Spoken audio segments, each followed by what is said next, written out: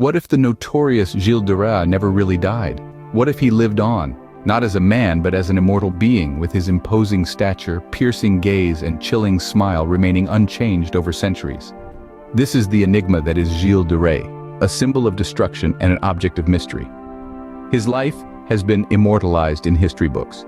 His deeds are the subject of countless studies, and his name is synonymous with pure evil. The chilling consistency of his physical features over the centuries only heightens the intrigue and fascination surrounding him. To understand the depths of his depravity, we must first examine his life. This is the story of Gilles de Rais, the immortal judge who lives to destroy. In the next scene, we dive into his rise from his birth into nobility to his esteemed military career.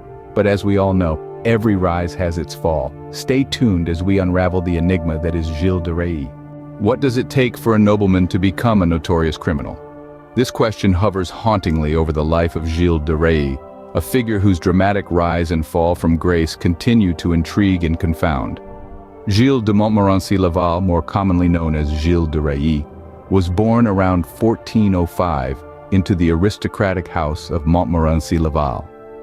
His parents, Guy and Marie, left him a substantial inheritance, making him one of the wealthiest men of his time. His wealth and influence spread far and wide, shaping local and national politics. However, it was on the battlefield that Gilles truly made his mark. He cut his teeth in the 100 Years' War, fighting alongside Joan of Arc. His fearlessness during the Siege of Orleans in 1429 earned him the prestigious title of Marshal of France, the highest military distinction in the country. After the war, Gilles swapped his armor for a life of extravagance. He poured his wealth into grand feasts, elaborate theatrical productions, and the building of a lavish chapel. His unchecked spending spiraled out of control, forcing him to sell properties and seek loans, leading him down a path of financial ruin. In desperation, Gilles turned to alchemy and the occult in a bid to restore his fortunes. In 1440, Gilles' life took a dark turn. He was arrested and charged with witchcraft, sodomy, and the gruesome murders of dozens, possibly hundreds of children. His trial, conducted under the authority of the Bishop of Nantes and John VI, Duke of Brittany, was a spectacle that gripped the nation. Testimonies from Gilles' servants and local peasants painted a gruesome picture of child abduction, murder, and occult practices, though the details were often sensational and contradictory. Despite initially pleading not guilty, Gilles later confessed to many of the charges, providing graphic details of the murders. His confession, however, remains a point of contention among scholars, some of whom suggest it may have been coerced or influenced by political and ecclesiastical powers. Gilles de Rais's story ends in 1440 on the gallows. He was executed by hanging and burning, his body buried in a church in Nantes.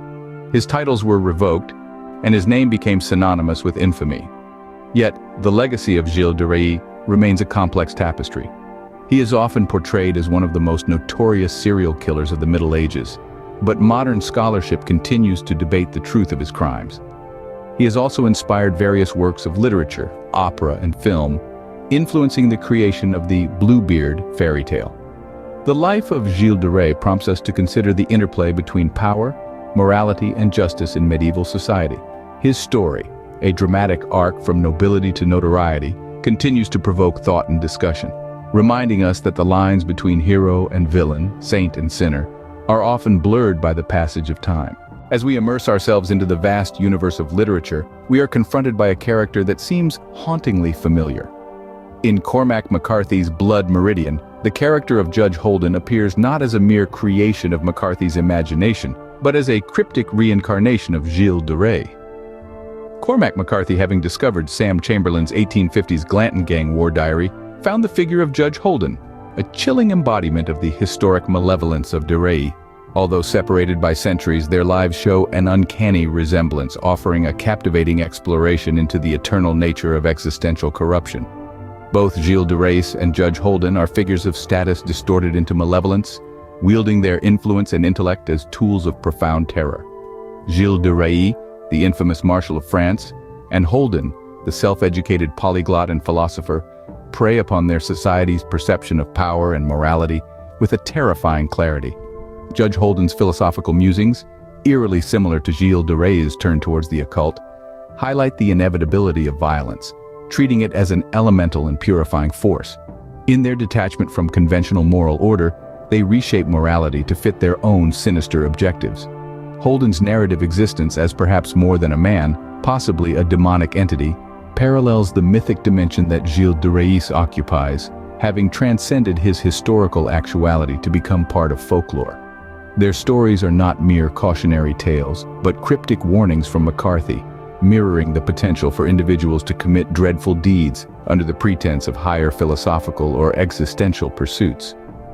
Blood Meridian is McCarthy's intricate warning, revealing Gilles de Rais's reincarnation as Judge Holden. It is a chilling reminder of the specters we could become should we let our moral compasses falter, driven by the raw, unchecked thirst for power. As we journey further into the annals of history, we encounter two figures intertwined by the threads of time and circumstance, Gilles de Rais and Joan of Arc. Both were prominent figures in the 100 Years' War, with Gilles serving under Joan during the Siege of Orléans. They stood together, shoulder to shoulder, facing the same enemy, yet their paths diverged dramatically. Joan of Arc, a young woman driven by divine visions, remained steadfast in her faith and commitment to her cause. Her unwavering piety and conviction led her to martyrdom, forever immortalizing her as a saint and a symbol of courage and righteousness. On the other hand, Gilles de Rais, once a respected marshal of France, succumbed to his darker impulses. His descent into the abyss of iniquity was marked by his turn towards the occult, and a series of heinous crimes that cast a long, dark shadow on his legacy. Their contrasting fates serve as a stark reminder of the divergent paths one can take when faced with power and adversity. Joan of Arc, guided by her unwavering faith, used her influence to inspire and lead. Gilles de Rais, however, let his power corrupt him, leading him down a path of destruction and despair. Their stories, intertwined yet drastically different, provide a fascinating study into the human capacity for both profound goodness and terrifying evil.